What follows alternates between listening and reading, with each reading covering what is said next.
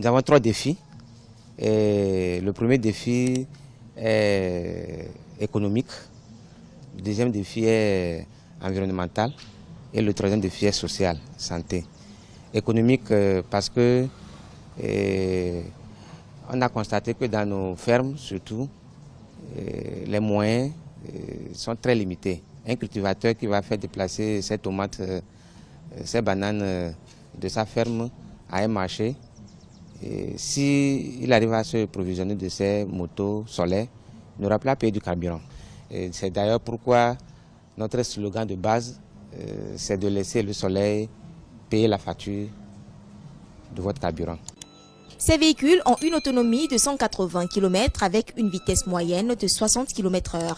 En fonction de la gamme, leur prix varie entre 1 800 000 et 3 200 000 francs CFA.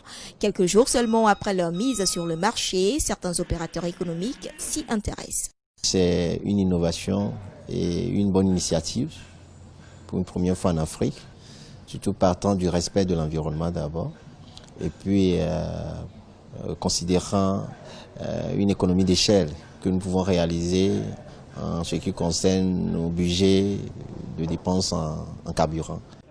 Avec ces voitures électriques solaires, c'est 0% d'émissions de gaz carbonique. Cette usine, le monde de l'énergie, lancée en 2016 et qui a déjà commercialisé plus d'une centaine de voitures, dispose pour l'heure d'une station de recharge des véhicules. La société envisage dans les années à venir augmenter l'autonomie des batteries et le nombre des points de recharge, mais aussi installer les unités d'assemblage de ces voitures dans les autres pays africains.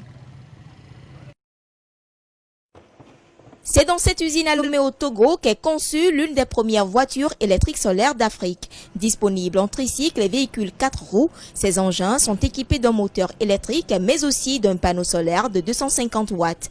À l'intérieur de ces voitures, certains détails n'ont pas été négligés, notamment un mini-ventilateur ou encore une caméra pour la marche arrière.